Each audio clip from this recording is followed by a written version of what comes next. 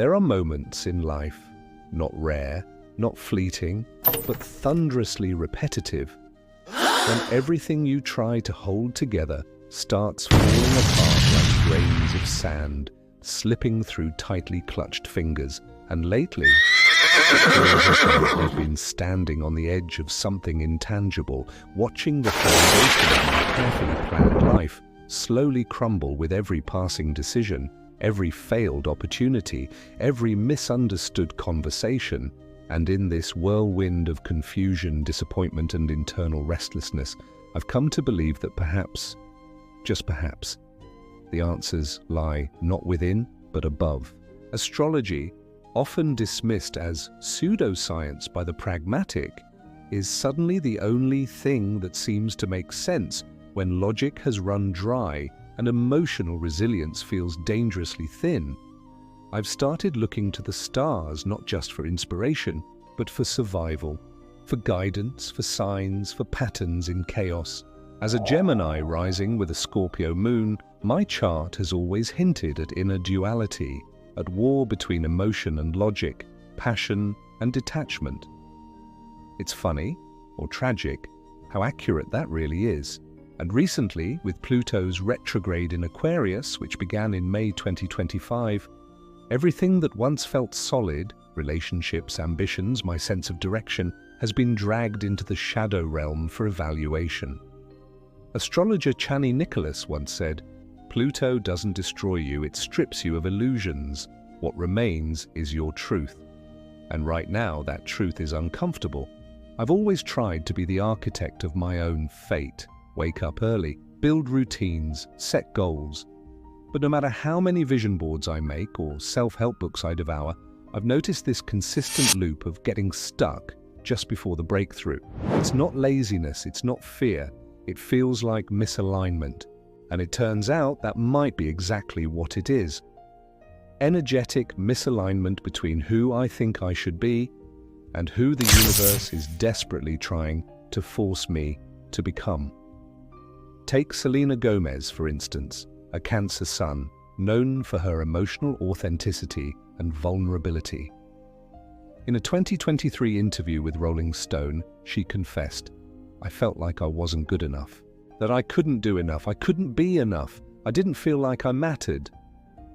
And yet, in diving deep into her pain, she found a path forward, creating music and mental health platforms that align deeply with her natal chart's message, healing through feeling. Maybe that's what I've been avoiding, the feeling part, the surrender. My therapist says I intellectualize too much. She's not wrong. I chart every mistake like a data analyst, measuring ROI on life decisions. But you can't spreadsheet your soul. And in astrology, especially with my moon in Scorpio, the sign of emotional depth and transformative pain, I'm literally wired for emotional rebirth, not cold calculation. This month, I turned to a professional astrologer, not for fortune-telling, but for insight. She pointed out that with Saturn transiting my 10th house, or the house of career and public reputation, I was being forced to restructure how I see success, to strip it down and redefine it outside of ego. No wonder I've been feeling like a failure even when I'm working harder than ever. Saturn doesn't reward the hustle until you humble yourself. So, where does this leave me? It leaves me humbled, cracked open, but also eerily calm. Because once you realize the universe is not punishing you and it's redirecting you, the fear loses its grip. I've started waking up and checking the moon phase before checking my email. I've started journaling during Mars transits to understand my frustrations.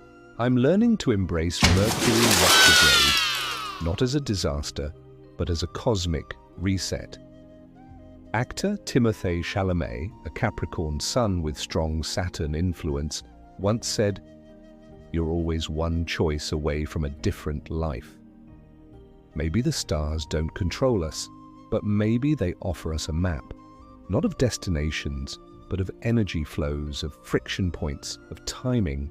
And if we're willing to listen, to read the celestial fine print, maybe we stop fighting the current and start moving with it. So here's the truth. No, I don't know why things haven't been going right. But I do know that the chaos is not meaningless. The tension, the blockages, the heartbreak, and they're not failures, they're invitations. Invitations to realign, to surrender, to rise. I'll leave you with the words of astrologer Susan Miller, who reminds us that when you're being pulled back, it's only because the universe is slingshotting you forward. Maybe my life isn't falling apart. Maybe it's just being reassembled. One star, one insight, one moment of truth at a time. And maybe, just maybe, the stars have been guiding me all along.